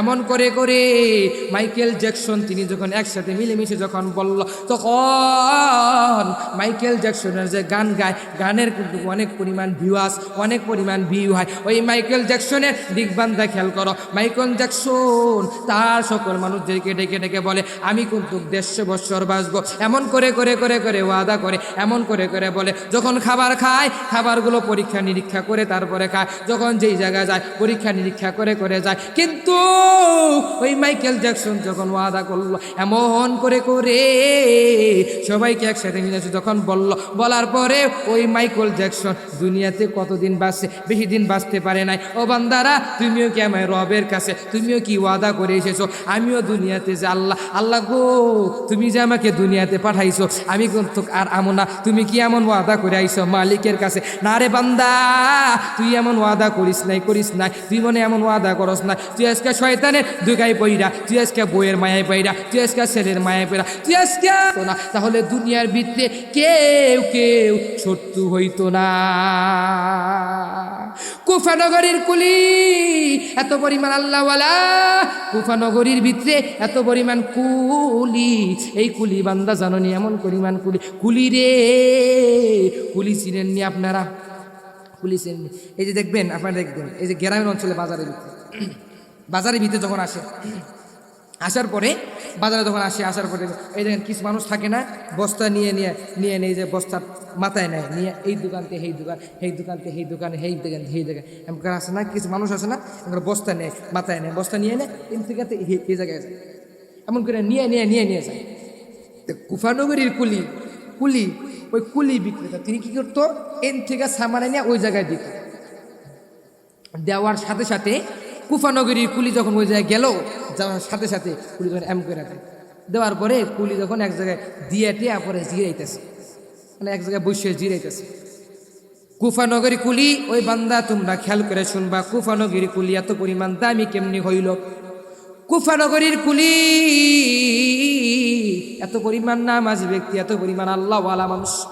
ওই কুলি তিনি তো মানুষের খালি উপকার করতো, কোনোদিন কেউ ক্ষতি করতো না, মানুষের উপকার করে করে করে করে করে করে তিনি চলতো, বারংবার বারংবার উপকার করত। এমন করে করে দেখবেন, এই যে কিছুদিন আগে আমিও তো দেখছি, টাঙ্গাইলের ভিতরে এক বুড়া মহিলা, টাঙ্গাইলের ভিতরে এক বুড়া মুরব্বী বাবারা, ওই বাবাটা খালি কি করতো, তিনি খালি মানুষের খালি কবরই খুঁজতো। এমন করে ঘোড়ার উপরে উঠিয়া উঠিয়া উঠিয়া উঠিয়া উঠিয়া উঠিয়া ওই জায়গায় যাইতো, যে তিনি কি করতো, মানুষের উপকার করতো, কেউ কোনোদিন ক্ষতি করতো না। তার জীবনে দেখলাম যে অনেকগুলো কবর খুঁজছে, তিনি একসাথে মিলেমিশে অনেকগুলো কবর খুঁজছে। ও বাবারা, ওই যে মুরব্বী বাবাটা এত মায়া লাগে কবরগুলো খুঁজছে খুঁজছে। বাবারা তোমরাও তো বাবা এই কথা কেন বললাম? ও বাবারা, তোমরা কেউর কেউর ক্ষতি করবা না, উপকার করবা, কোনোদিন কেউর ক্ষতির দিক খেয়াল করবা না। এই ভাইটা বুঝে না, ওকে বুঝাও, ওকে বুঝায় বুঝায় বুঝায় বুঝায় হেদায়েতের পথে আনো, ওকে বুঝায় বুঝায় দিনের পথে আনো, ওকে বুঝায় বুঝায় নামাজ পড়া শিখাও, ওকে বুঝায় বুঝায় ইসলামের যে জিনিসগুলো আছে ওই জিনিসগুলো বুঝায় দাও। ওই বুঝে না, ওর সাথে তুমি ওকে কঠোর আকারে বলস না, ওই তুই কেন নামাজ পড়স না, ওই তুই নামাজ পড়লি না কেন, ওই তুই নামাজ পড়লি না কেন, এমন করে ঝাড়ি দেয়া বলবি না। আমার নবী তো কোনোদিনও কেউর মনে কষ্ট দেয় নাই। বান্দা তুমি আর আমি কেউর মনে কষ্ট দিব না, কি দিব না? কষ্ট দিবা? কেউ ওয়াদা করবা, কেউ কারোর মনে কষ্ট দিবা না। ওই যে কুফানগরীর কুলি, তার মাথার ভিতরে চিন্তা আসলো, আমি তো প্রতিদিন কুলি নিয়ে যাই, এমন করে করে মাথার ভিতরে বস্তা নিয়ে আমি এই দোকান থেকে এই দোকানে দে। একদিন কুফানগরীর কুলি, তার মাথার ভিতরে একটা চিন্তা আসলো, আমি যে এত পরিমাণ দামি কিভাবে হইল? হওয়ার পরে এক গরিব মানুষ, এক গরিব, এই গরিব ব্যক্তিটা আসলো ওই কুলির কাছে, এসে বলতাছে, ও ভাই তুমি কি আমার একটু উপকার করবা নাকি? এমন করে করে করে করে যখন মায়া লাগাইয়া বলে, কোপানগরী কুলি ওই যে ব্যক্তি তো কোনোদিন কি ওর ক্ষতি করে না, এমন করে বলে আচ্ছা ঠিক আছে ভাই, কি এমন উপকার তুমি একটু আমাকে বলিয়ে দাও। এমন করে করে যখন ওই কুলির কাছে বলল, কুলির কাছে বলার পর ওই কুলি বলে আচ্ছা ঠিক আছে, আমি তো বাবা তোমার কি উপকার আছে? আমার উপকার আছে ওইটা, তুমি আমাকে আমার বাসার দিকে তুমি একটু আমাকে পৌঁছে দাও।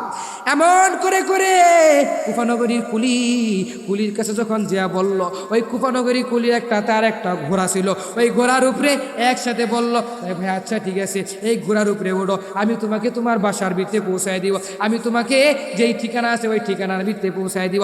এমন করে করে কুফানগরী কুলি যখন রাস্তায় দিয়ে যাইতেছে, ঘোড়ার উপরে উঠা উঠা উঠা উঠা এমন করে করে যাইতেছে। যাওয়ার পরে প্রতিমধ্যে যাওয়ার পরে দুইটা রোড, কয়টা রোড? দুইটা রোড। আপনারা দেখবেন যে এই যে যখন আমি যখন আজকে আসলাম আসার পরে দুইটা রোড দেখলাম, এই যে আসার পরে দুইটা এমন করে ভাগ হয় আমাদের কাথরার ভিতরে যেটা আছে, দুইটা রোড বসার পরে আসার পরে এই রোডটা দিয়ে গেলে দেরি হবে, এই রোডটা দিয়ে গেলে তাড়াতাড়ি হবে। আসে না এমন রোড আছে। তা কুফানগরী কুলি যখন ওই ইয়ার ভিতরে ওঠার পরে তখন বলতাছে আচ্ছা ঠিক আছে, আপনি ঠিক আছে, দুইটা রোড, এই রোডটা দিয়ে গেলে তাড়াতাড়ি হইব, এই রোডটা দিয়ে গেলে দেরি হবে, তাই তুমি এই রোডটা দিয়ে যাও। ওই কুফানগরীর কুলি তার কাছে যখন বলার সাথে সাথে কুফানগরী কুলি বলতাছে আচ্ছা ঠিক আছে, আমি তো এই রোড দিয়ে প্রতিদিনই যাতায়াত করি, আমি তো এই রোড দিয়ে প্রতিদিনই চলি, এই রোডটা দিয়ে গেলে তো অনেক দূরমান জঙ্গল, ওই জঙ্গলের ভিতরে তো আমি যাব না। এমন করে করে যখন বলল, হয় না রে, ওই রোডটা জঙ্গল থাক, তোমার যেই উটটা আছে, তোমার যেই জিনিসটা আছে, ওই জিনিসটা তো খাইতে পারবে, এদিকে গেলে যাইতে যাইতে যাইতে যাইতে ঘোড়াটা খেতে খেতে খেতে খেতে যাইতে পারবে, আর এদিক দিয়ে গেলে তোমার ঘোড়া খাবে না। যদি রাস্তার সামনে যায় যদি তোমার ঘোড়ার খিদা লাগে তাহলে তুমি খাবার কোথা থেকে দিবা? এমন করে করে ওই যে গরিব যে ইয়েটা আছে, আসলে তো ওই তো গরিব না, ওই কোন থেকে একটা বিশাল বড় চোর, একটা বিশাল বড় ডাকাত, একটা বিশাল বড় এত পরিমাণ ডাকাত, এই ডাকাতটা এত পরিমাণ ডাকাত। দেখো বান্দারা, আমি তোমাদেরকে পায়ে হাত ধরে বলি, তোমরা এই জিনিসটা খেয়াল করে শুনবা। কুফানগরী কুলির কাছে যখন এভাবে করে করে করে করে যখন মায়া লাগে, আবার কুলি কয় রে, কয় আচ্ছা ঠিক আছে, এদিক দিয়ে গেলে যদি আমার ঘোড়াটা খাইতে না পারে, এই রোডটা দিয়ে গেলে আমার ঘোড়াটা তো খাইতে পারবে। এই যে দেখেন গাজীপুরের ভিতরে যখন চৌরাস্তা যখন আছে, চৌরাস্তার ভিতরে এই যে চৌরাস্তা দেখেন কতগুলো সড়ক, ওই রোডটা গেলে ঢাকা যাইব, এটা দিয়ে টাঙ্গাইল যাইব, এটা দিয়ে জয়দেবপুর যাইব, এটা দিয়ে মহসিন যাইব, এমন কইরা আছে নাকি নাই? আছে না রোড আছে না? কুফানগরীর কুলি যখন তার কাছে যখন ওই যে পিছের যে মানুষটা আছে, মানুষটা যখন তার কাছে ডেকে ডেকে ডেকে ডেকে যখন বলার সাথে সাথে আচ্ছা ঠিক আছে লও এই রোডটা দিয়ে যায়। এমন করে যখন গেল, যাওয়ার সাথে সাথে ওই রোডটা দিয়ে যখন হাঁটতে হাঁটতে থাকলো, হাঁটতে হাঁটতে যখন একদিকে যাইতে যাইতে যাইতে যাইতে অনেক দূর চলে গেল, দেখেছে কি পরিমাণ জঙ্গল, এত পরিমাণ অন্ধকার, এই অন্ধকারের ভিতরে কিভাবে যাইব, এটা তো আমার ভিতরে যাওয়া সম্ভব না। তখন ওই কুফানগরের কুলি যা বলতাছে, ও ভাই আর কত দূর রে ভাই, আর একটু সামনে গেলে আমার বাড়ি। এমন করে করে যখন বলার সাথে সাথে ওই কুফানগরী কুলি যখন গেল, যাওয়ার পরে ওই কুলি যখন অনেক দূর গেল, যাওয়ার পরে কুলির ভিতরে একটা চিন্তা, কয় কি রে, এটা আমি কোন জায়গায় আসলাম, এটা এবং জায়গার ভিতরে আমি আসলাম। এমন করে করে যখন বললে, ওই কুলি যখন ওই মানুষটাকে জিজ্ঞাসা করে করে বলে, ভাই রে আর কত দূর রে ভাই? কয় ভাই আর একটু সামনে গেলে আমার বাড়ি। এমন কইরা বলার সাথে সাথে ওই ভাইটা যখন একসাথে বলার পরে বলতেছে, কয় ভাই এই জায়গায় একটু খাড়াও। আচ্ছা ঠিক আছে, খাড়াইলাম। কুফানগরী কুলি তার ঘোড়াটায় নিয়ে যখন খাড়াইলো, খাড়ার সাথে সাথে তিনি বলে তার কোমর থেকে একটা খঞ্জর বাই করছে। ওই কুলি রে, তুই তো আমারে চিনতে পাস নাই, তুই তো আমারে চিনস নাই। আমি অনেক পরিমাণ ডাকাত, আমি অনেক বড় ডাকাত, আমি তো ডাকাত। আমার তো প্রতিদিনই নেশা, খালি মানুষ খালি খুন করা। আমার তো প্রতিদিনই নেশা খালি চুরি করা। আমার প্রতিদিনই নেশা খালি মানুষগুলো খুন করা। হায় রে, তুই আমার সাথে আর ওদিকে ছায়া দেখ, ওই দিকে ছায়া দেখ, কতগুলো মানুষ, এতগুলো মানুষকে আমি মারছি। কুবানগরী কুলি তার মাথার ভিতরে এটা চিন্তা, কয় হায় রে, এটা এমন কি জায়গায় আসলাম রে, এটা এমন এমন কত বড় মুসিবতের জায়গায় আসলাম রে। কুবানগরের কুলি ডেকে ডেকে বলে, ও ভাই, তুমি আমাকে মাইরো না, তুমি আমার সব জিনিসগুলো নিয়ে যাও, তুমি আমার টাকাও নিয়ে যাও, তুমি আমার উটটাও নিয়ে যাও। এমন করে করে সব জিনিসগুলো যখন দিয়ে দিতে থাকলো, তখন কুবানগরের কুলি তার মাথার ভিতরে একটা চিন্তা আসলো, কয় না রে, আমি সব জিনিসগুলো তোকে আমি দিয়ে দিব। ওই ডাকাত বলে, ওই মানুষটা বলে, ওই যে গরিবের ভাঙ ধরছে, ডাকাত চোর এমন করে আসে নাকি? আপনারা মাঝে মধ্যে দেখবে ঢাকা শহরের ভিতরে যখন দেখবে কোনো মহিলা আছে, এমন পরিমাণ ভং ধরে, এমন পরিমাণ ভং ধরে, ঢং ধরে ধরে ওই বাড়ির ভিতরে যায়। আমি তো অনেক দিন ধরে খাবার খাইতে পারি না, আমাকে খাবার দেয়, আমি তো সকাল থেকে না খেয়ে রয়েছি, এমন করে বলে। আসলে ভাই তো খাবার খায়, কিন্তু গর মতলব কি চুরি করা। এমন আপনার দেশে এমন চোর, এমন মহিলা চোর আছে নাকি নাই? ওই মহিলা চোর যখন ওই মানুষের কাছে যখন এসে এমন করে মায়া লাগাইয়া যখন বলে, ওই ঘরের মানুষ যখন ওকে জায়গা দেয়, জায়গা দিয়ে ঢুকতে দেয়, ঢুকতে দিলে যখন একসাথে ঢুকতে দেয়, ঢুকতে দেওয়ার সাথে সাথে ওই মহিলা তখন ঢুকে আর আসবাদ চায়, কই কি আছে, কি স্যার আসপাত চায়, কই কি আছে, এমন করে চায় চেয়ে যখন দেখে কই কি আছে, যখন দেখে যে ওই ব্যক্তিটা গেছে, ওই রান্নাঘরে গেছে তরকারিটা গরম করার জন্য, তার ছোট বাচ্চাটাকে খাড়ের উপরে ঠিয়ে গেছে, এমন করে যখন গেছে, ওই মহিলাটার মনের ভিতরে চিন্তা, আমি যদি একটা গরিব মানুষকে যদি খাওয়াইতে পারি, আল্লাহ তাআলা মনে হয় এই উসিলে আমার জিন্দিগির গুনাহ মাফ করে দিতে পারে। ওই মহিলাটা একটু দোয়া নেওয়ার জন্য ওই মহিলাকে খাওয়াইতে ধরলো। আসলে ওই মহিলা তো চোর, তার নিয়ত তো চুরি করা। এমন করে যখন বলল, মহিলা যখন তরকারিটা গরম করতে চলে গেল, তরকারি গরম করার পর এই তরকারি যখন গরম করে যখন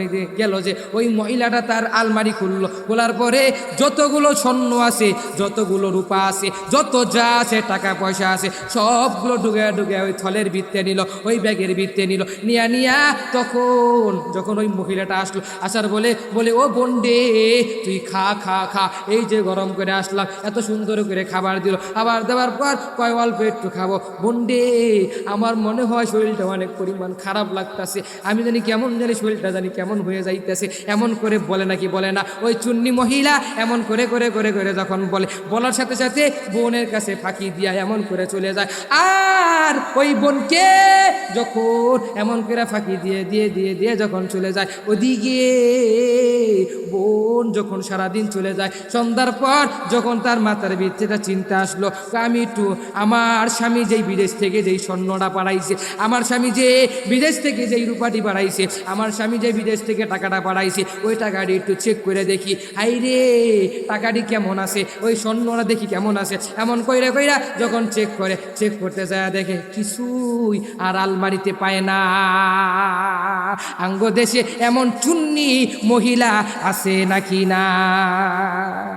কিন্তু এই কথা যদি বিচার যদি নেতার কাছে দেই, আঙ্গ দেশের নেতারা বিচার করে কিন্তু করে এমন কইরা করে না, কয় ওই উনি তো আমার তো লগেই থাকে, আমার লগেই তো হাসাতে দেখা হয়। ওই যে চোরে যদি কয় নেতার কাছে, কয় ও নেতা, আপনারাকে আমি যদি চুরি করি, এর থেকে কিছু 50% আপনি নিবেন, আর 50% আমারে দিবেন। এমন কইরা চোর নেতাকে বলে নাকি বলে না? আপনার এলাকা নাই মনে হয়, আঙ্গ এলাকা আস আমাকে ট্যাক্স নিয়েছেন।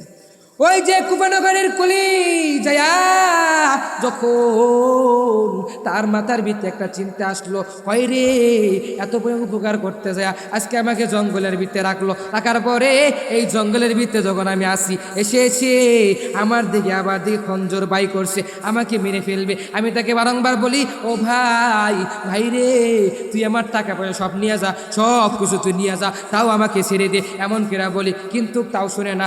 ওই চোর, তার মাথার ভিতরে চিন্তা, আমি তোর সব নিব কিন্তু তাও আমি তোকে ছাড়বো না। তুই যদি এই চুরি কইরা তুই যদি ওই জায়গায় যাস আর যদি তুই বাজার করে যাস, এমন করে তোকে যদি আমি ছাইরা দেই, তাহলে তুই যা বাজারে সমস্ত মানুষের কাছে বলবি, আর আমি যখন ধরা পড়ে যাব, তখন ধরা পড়লে আমার তো জামিন নাই, আমাকে মানুষগুলো মারবে, ওই পুলিশের কাছে দিবে, আমার সারা জীবন ওই জেলের ভাত খাইতে হবে। এমন করে যখন বলার সাথে সাথে ওই কুলির ভিত্তে চিন্তা, কয় ভাই রে আচ্ছা ঠিক আছে তুই আমার মারবি, ঠিক আছে, আচ্ছা ঠিক আছে মারবি, ঠিক আছে, আমি তোকে কোনোদিনও বারণ করবো না। কয় ভাই রে আজকে তোকে বলিয়া নেই, আমি তোর কাছে একটা জিনিস চাই। কয় কি এমন আশা আছে তুই একটু বল। সবার আশা তো পূরণ করি, আমার বউয়ের আশা তো পূরণ করি, আমার ছেলে মেয়ের আশা পূরণ করি, আচ্ছা ঠিক আছে তোর সামান্য একটু আশা, এই আশাটা তাই পূর্ণ করবো। এমন করে যখন বলার সাথে সাথে বলে যে ভাই তুমি আমাকে 2 রাকাত নফল নামাজ পড়ার সময় দাও। এমন করে যখন কুফানগরীর কুলি যায় যখন ওই চোরের কাছে বলল, চোরে কয় মাত্র 2 রাকাত নামাজ, আচ্ছা ঠিক আছে সময় দিব, কিন্তু তাড়াতাড়ি পড়বি, যদি মানুষ হয়ে পড়ে তাহলে তোরা তো মারতে পারবো না, কিন্তু তাড়াতাড়ি করে পড়বি। এমন করে কয় ঠিক আছে, আচ্ছা এমন করে যখন বলে কুফানগরী কুলির কাছে যখন যা বলে, কুফানগরী কুলি যখন এই কথাটা শোনার পরে ওই কুফানগরী কুলি যে কুলিটা আছে, এই কুলিটা যায় নামাজ নিয়ে ওই তার যেই খঞ্জর আছে, তার যেই থলেটা আছে, কুফানগরী কুলি দেখবে মাঝে মধ্যে দেখবে কোনো মানুষ যদি সফরে যায়, সফরে গেলে তার একটা হাতে ব্যাগ থাকে না, যেমন আমি আসছি আমার একটা ছোট ব্যাগ আছে, ওই ব্যাগের ভিতরে আমি কি নিয়েছি, আমি 1 সেট কাপড়ের বেশি করে নিয়ে আসি, আমি তো চিন্তা করে এসেছি আমি এখান থেকে আমি রংপুর থেকে অমুক জায়গায় যাবো, আমি তো গাজীপুর থাকি, গাজীপুর থেকে আমি রংপুরে আসবো, রংপুরে এসে আমি আজকে আমি সারা রাত থাকবো, থাকার পরে আবার সকালবেলা আমি ফ্ল্যাটের ভিতরে চলে যাবো। এমন করে আমার চিন্তা আছে, সকালে গোসল করে ফিরে তারপরে ড্রাইভারকে বলবো আচ্ছা ঠিক আছে গাড়িটা নাও, এমন করে রাখবো। আবার আমার ঢাকাতে মাহফিল ধরতে হবে, আমার গাজীপুরে এসে মাহফিল ধরতে হবে। এমন করে একবারে বাড়ির থেকে নিয়ত করে এসেছি, মার কাছে বলে আসি, মা আমি তো 5 দিন ধরে আমি বাড়িতে আসবো না, আমার অনেক দূরের পরিমাণ সফর। এমন করে বলে এসেছি। আমি যখন বলে এসেছি আমার মা আমাকে একটা থলের ভিতরে ব্যাগ দিল, ওই ব্যাগ নিয়ে আমি যখন রওনা করলাম, ওই ব্যাগের ভিতরে আমার কাপড়, ওই ব্যাগের ভিতরে কাপড় আছে, ওই ব্যাগের ভিতরে কত সুন্দর আছে, ওই ব্যাগের ভিতরে আমার যা লাগে সব কিছু আমি নিয়েছি, একটা লগে যায় নামাজও নিয়েছি। আমার গাড়ির ভিতরে তো এমনিই তো অটোমেটিক যায় নামাজ থাকে, কিল্লেগা অনেক দূরের সফর, ওই যে নামাজ তো পড়তে হবে, অনেক জায়গায় তো মসজিদে যায় যখন নামাজ পড়তে পারি না, বারান্দা যায় পড়তে হয়, ময়লার ভিতরে নামাজ তো পড়তে মন চায় না, তখন যায় নামাজটা বিছিয়ে আমি নামাজটা আদায় করে নেই। এমন করে গাড়ির ভিতরে একটা যায় নামাজও রেখেছি। এমন করে রেখে আমি যানবাহনের জন্য রওনা করি। এমন করে বলি ওই কোফানগরীর কুলি তখন যায়, তিনি যখন বাড়ির থেকে রওনা করে, একটা যায় নামাজ নাই, একটা টুপি নাই, একটা আতর নাই, এমন করে তার যা লাগে সব জিনিসগুলো ওই উটের উপরে নেয়। উটের উপরে দেখবেন মাঝে মধ্যে দেখবেন ঢাকাতে যখন আমরা যাই, উটের গলার ভিতরে এমন করে ঝুলায় রাখছে, ঝুলে রাখার পর ওই উটের গলার ভিতরে এই জিনিসগুলো রাখে। কুপনগরী কুলি যখন এই কথা যখন বলার পরে কুপনগরী কুলি যখন চোরের কাছে বলল, ভাই রে আচ্ছা তুই তো আমাকে মারবি, কোনো অসুবিধা নাই, আমি তোকে মারার সুযোগ দিলা, কিন্তু আমার 2 রাকাত নফল নামাজ পড়তে হবে, এই 2 রাকাত নফল নামাজ পড়ে আমি তারপরে যাব। ওই ভাই আমাকে 2 রাকাত নফল নামাজ পড়ার জন্য সুযোগ করে দাও। কুফানগরের কুলি যায় যখন ওই 2 রাকাত নফল নামাজ পড়ার জন্য যায় নামাজটা বিছিয়ে যখন বসিয়ে যাওয়ার পরে এই কুফানগর কুলির ভিতরে একটা টেনশন চলে আসলো। ভাই কি রে মাথার ভিতরে একটা টেনশন রে, এভাবে করে আবার ওদিকে ডাকাতো বলতাছে, ভাই কুলি রে তাড়াতাড়ি নামাজ পড়বি, দেরি করবি না, যদি দেরি করস তাহলে তোকে তো মারতে পারবো না, আর যদি দেরি কর তাহলে নামাজি অবস্থায় তোকে মেরে ফেলবো। এমন করে হুমকি দেয়। কুফানগরী কয় আচ্ছা ঠিক আছে ভাই, আচ্ছা ঠিক আছে 2 রাকাত নামাজ পড়ার সময় করে দাও। দুই রাকাত নামাজ পড়ার জন্য সুযোগ করে দিল। সুযোগ করে দেওয়ার সাথে সাথে যখন জায়নামাজ বিছিয়ে যখন নামাজের মুসল্লি খাড়ায় গেল, ওদিকে জায়নামাজটা বিছিয়ে যখন নামাজের ভিতরে খাড়ায় গেল, খাড়ায় যাওয়ার পর যখন এমন করে আল্লাহু আকবার বলে তাকবীর বাঁধার পরে যখন সূরা ফাতিহা পড়লে আলহামদুলিল্লাহি রাব্বিল আলামিন এমন করে যখন সূরা ফাতিহা পড়তে থাকো, একটা করে হরফ একটা করে লাইন পরে সূরা ফাতিহা পড়তে যায়, আর তিনি তার মাথার ভিত্তে কোনো আর আসে না, কিন্তু পারার বড় তার ভিত্তে কোনো চিন্তা আসে না। এমন করে যখন চিন্তা ফিরে আসে না, কয় কি রে এটা এমন কি হয়ে গেল, এটা এমন কি দর্শ হয়ে গেল, কি রে কোনো কিছু চিন্তা আসে না, কিন্তু তার মাথার ভিত্তে একটা চিন্তা আসে, আমাকে জানি আমার রব বাঁচাইবে। এমন করে ওই নামাজের ভিত্তে কারে রবের কাছে দোয়া করে, রব গো, তার তো কোনো সূরা কিছু মনে আসে না, সূরা ফাতিহা পড়ে তাও মনে আসে না, আলহামদুলিল্লাহি রাব্বিল আলামিন এক লাইন খালি পড়ছে, বাকিটুকু আর মনে আসে না। এমন করে যখন আর পরে আর ওদিকে কুফানগরী গুলি নামাজে খাড়া রবের কাছে দোয়া করে, রব গো, এটা তুমি আমার কি এমন পরীক্ষা দিলা, রব গো, এটা তুমি এমন কি এমন পরীক্ষা দিলা, এই পরীক্ষাতে আমি মনে হয় পাশ করতে পারবো না, আমার তো বাসার ভিতরে আমার আমার জন্য অপেক্ষারত আছে, আমার তো বাসার ভিতরে আমার ছেলে অপেক্ষার জন্য আছে, আজকে যদি আমাকে মাইরা ফেলায় আমার বউ আমার যখন মরার খবর শুনবে, শোনার সাথে সাথে আমার বউরা কান্দাকাটি করবে, রব গো তুমি আমাকে বাঁচাও। এমন করে রবের কাছে দোয়া করে, ওদিকে রব আসমান থেকে রব যে মানুষের কথাগুলো বলে, মাঝে মধ্যে খেয়াল করে শুনবেন যে রব যে কথাগুলো বলে, এই যে আমি যে কথা বলতেছি এই রব শুনে নাকি শুনে না, আপনি যে কথা বলে রব শুনে নাকি শুনে না, প্রধানমন্ত্রী যে কথা কয় রব শুনে নাকি শুনে না, এমন করে যাই যেই কথা বলে ওই কথাগুলো আমার রব শুনে, আর রব শুনে সব জিনিসগুলো রব তো পারে যে আমার বান্দারা আমার কাছে চায় আমি দিব। কুমারনগরের কলি যায় যখন ওই রবের কাছে এমন কইরা যায় না, মাঝে খারে যখন দোয়া করে, ওদিকে আমার আল্লাহ তাআলা জিবরাইলকে বানাইলো, ও জিবরাইল যাও ওই কফির কাছে যাও, কফির কাছে যায় তখন বলো, তখন একটা মানুষ পাঠাইলো, পাঠানোর পরে একটা সাদা ধরনের ফেরেশতা পাঠাইলো, পাঠানির পরে ওই যখন সে ফেরেশতারা যখন আসার পরে দেখলো যে আল্লাহ তাআলার আদেশে নিয়ে যখন ফেরেশতারা আসার পরে এই মানুষটা আসার পরে সাদা ধবধবে মানুষ এমন করে আসার পরে এই মানুষটার ভিতরে একটা চিন্তা রে, কয় কি রে আমি যে এত পরিমাণ দেখলাম যে ওই মানুষটা নামাজ পড়তাছে আর হয়তো খাড়ায় রয়েছে, খঞ্জরটা নিয়ে খাড়ায় রয়েছে, জানি কোনো দিকে পলাইতে না পারে। এমন করে যখন আসার পরে ওই মানুষটা এসে যখন ওই লোকটাকে জিজ্ঞাসা করা হলো, এই তুই কে রে, ওই চোরে বলে ওই তুই কে রে, এমন করে দুজনে তক্ক লাগার সাথে সাথে ওই যে মানুষ সাদা ধবধবে যে একটা মানুষ এসে ওই ডাকাতকে হত্যা করলো। এমন করে যখন হত্যা করলো, কুমারনগরে কলি তিনি তো নামাজ পড়তে আসে, নামাজ শেষ করে যখন এমন করে বলে আসসালামু আলাইকুম ওয়া রাহমাতুল্লাহ, এমন করে যখন ডানে সালাম ফিরায়, আবার যখন বামে সালাম ফিরায়, এমন করে সালাম ফিরায় যখন রবের কাছে দোয়া করে, দোয়া শেষ করতে দেরি আর ওই ডাকাতকে বিন্দু পরিমাণ মারতে দেরি হয় না। যখন কুকুলি যখন দোয়া শেষ করে যখন আসার পরে দেখে যে ধবধবে একটা মানুষ, ওদিকে ডাকাতটা মরে গিয়েছে, ধবধবে মানুষ খুন কইরা যাইতেছে, কুলি তার জিনিসপত্র ফেলাইয়া ওই মানুষটার দিকে রওনা করলো, ও ভাই আর যাইস না রে ভাই, তুই কে রে, একটু আমার পরিচয় দে। এমন কইরা কুলি বলে না কুলি যখন বলার সাথে সাথে কুলির ভিতরে চিন্তা, কয় না রে তুই আমাকে চিনবি না, আমার রব তোকে ওই যে তুই যে যাই না মাঝে বসে দোয়া করেছো, তাই না মাঝে খারে রবের কাছে সাহায্য চাইছো, ওই রব আমাকে পাঠাইছে আর তোকে সাহায্য করছো। ও বান্দারা আমি তোদেরকে বলে রাখি, যে কোনো জিনিস তোমার দরকার লাগে, তুমি দুনিয়াতে তুমি একটা জিনিস কিনবা, ওই রবের কাছে দোয়া করবা, রবের কাছে দোয়া করলে রব তোমাকে দিবে নাকি দিবে না?